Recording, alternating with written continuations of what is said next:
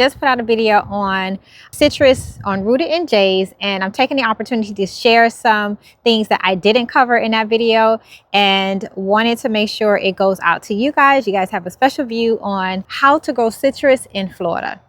Anytime I put out a tree video or anything about trees, there are 80% of the comment is how to get citrus in Florida, which is crazy because we are a citrus state, right? I am a Florida girl born in Miami, and I seen firsthand how citrus was taken down because of a few things. I was about 10 years old when we got notices on our door and the city was knocking. They were asking us to cut down our citrus trees. At that time, I didn't know. I was just upset because now I don't have any lemons or oranges anymore. But there was a reason why citrus was slowly being taken away from all backyards in Florida. It is very hard to drive or go to any backyard now and actually find citrus in the backyard. If you're growing it, you're doing something magical, but it's not impossible.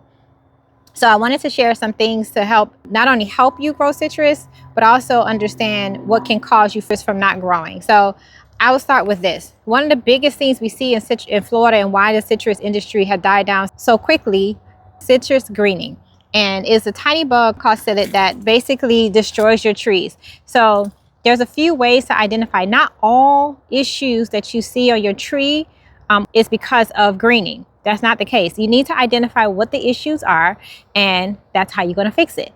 I go into full details on that video that I just posted, so make sure you see that. But I'm going to cover a few here. And one of the biggest keys you can come here is identifying your plant. So your plant, if you fold the leaf, it's called a symmetrical and asymmetrical test, or a mirror test. If you fold the leaf and it looks the same on both sides, then it's a nutrient problem. And in this case, because we have moved this tree so many times, this poor tree has been dragged around all of our house, we actually forgot to feed it. We can do a blood meal, fish fertilizer, something with a high nitrogen fertilizer to help get the greens back. There's another way you can do that, and I shared that in a video. Lovely husband, I'm gonna throw you in there. He's ready to dig up all this because we have learned a few reasons why we don't like to have citrus in the ground. We have seen higher success from our trees in the pots. And that's because you're fighting a lot of issues in your ground in Florida. Not fighting the sandy soil, but you're also fighting nematodes. Nematodes are these silent killers that will eat at your roots. So that is another reason why you won't see any growth in your trees. But a common reason is you're seeing if your leaves are curled, or they're just looking funny, or they have this lining on it. That could be leaf miner. So it just looks ugly. Mostly 90% of the trees in citrus have it. It's cosmetic and it'll be fine. You can actually treat it if you use neem oil. You just got to be consistent with it, and it also attack new leaves. So if you just pruned your trees, you may see that come up most likely as soon as you prune your trees, because again, it attacks new leaves. So that is reason number 2. There's so many reasons why citrus trees don't do well in Florida, but I'm trying to cover the top 3. So let's go. I have 2 citrus trees back here. I believe this is a tangerine and this is also a tangerine. So you can see look at this. You see how beautiful these leaves are? So compared to the other one you saw that had yellow, these have nice, beautiful green leaves.